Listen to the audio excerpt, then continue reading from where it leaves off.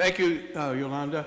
So I think I'm the kind of odd person out here, the one who doesn't have a religious connection.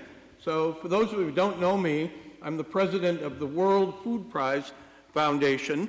We give a $250,000 prize every year, every October. We hold a 3-day conference called the Borlaug Dialogue.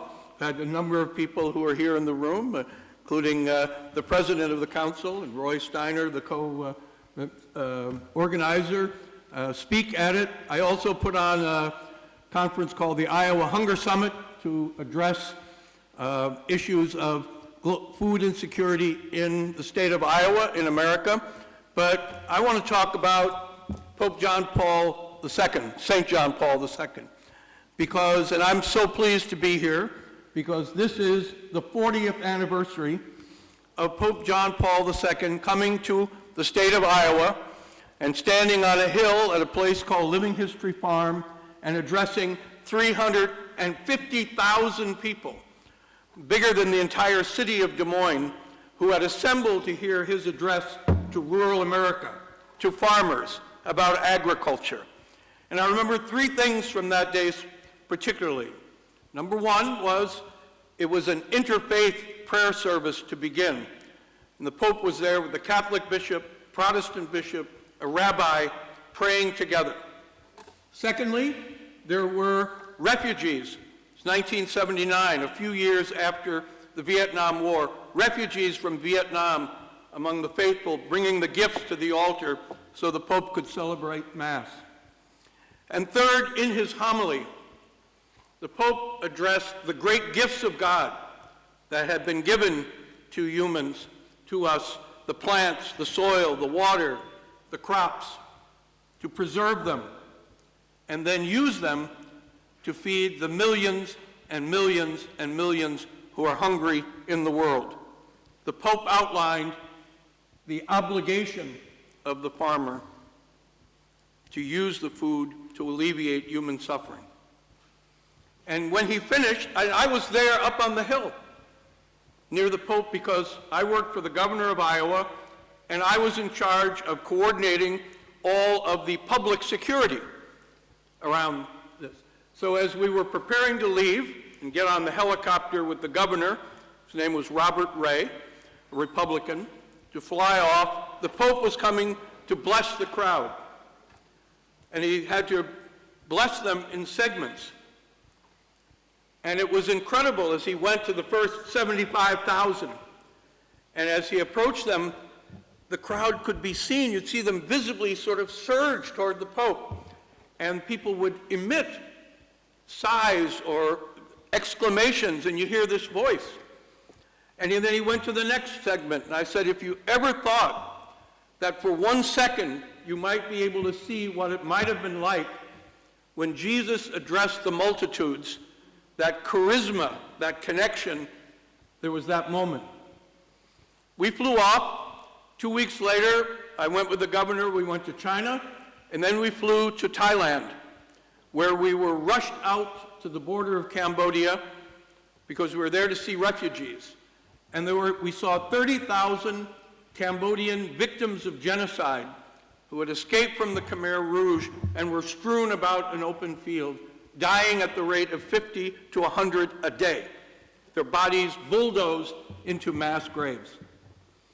And when we came back to Iowa, the governor brought back photos he had taken. And they were published in the press, and it sent an electric current across the state. And those 3 religious leaders who had been with the Pope came to see the governor and said, Governor, this is so incredible. We have to do something. We're not sure what to do. You're our governor. We'll follow you. We'll support you. And we created Iowa Shares. Shares stood for Sends Help, Aid Refugees, End Starvation. And we raised, equivalent of today's money, about $1.5 million, and rushed food, medicine, and I want to say particularly, Bishop Chancellor, that it was Catholic Relief Service that was the most responsive in getting that food and medicine to those starving people, that life-saving assistance to do that. And the governor, when he came back to explain to the people of Iowa why they should give money to help these people 12,000 miles away, as different from every Iowan as they possibly could be, different colored skin, worshiping a different God, speaking a different language, coming from a different culture, and people responded. So I raise this because for both the Holy Father and the governor, the ethical issue was clear. To answer the question, to whom do we have an obligation? Both said it was to our fellow human beings. So I would suggest to this conference that the issue now in the 21st century, critical part of this whole debate, is exactly that question. Because as population increases, the demand for food, the ravages of climate volatility or climate change affect food production and food availability, and migration increases, and certainly if you live in Italy, you know about those issues just as if you live in the southern part of the United States. I don't believe that that question is necessarily so agreed upon. And it will be at the forefront. So if there's food waste, food loss, post-harvest loss going on now at the border of Myanmar and Thailand, is it a given that everybody in my country will say, oh, of course we have to help there? If it's put in religious terms, whether among Christians or Jews or Muslims, they'll respond in a religious way. But the issue of the question, as Selina Jewell pointed out, is about governments responding. What do governments see in that regard? So there's a danger when we all meet and we all have similar views about how important these issues are. But there are a lot of people out there with whom have to have this debate. And this question, this ethical question, is one that will need to be addressed both in political ways, from religious organizations, and among countries. And of course, it's an important secular issue as well.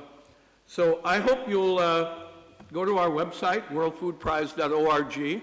I'm retiring in a month, so, but the Borlaug Dialogue is next October, and come to that, and submit nominations, because one of the best and most important things would be if there were a World Food Prize laureate honored for great achievements in reducing food waste, post-harvest loss, that would give this issue the mantle and stature and platform it so richly deserves.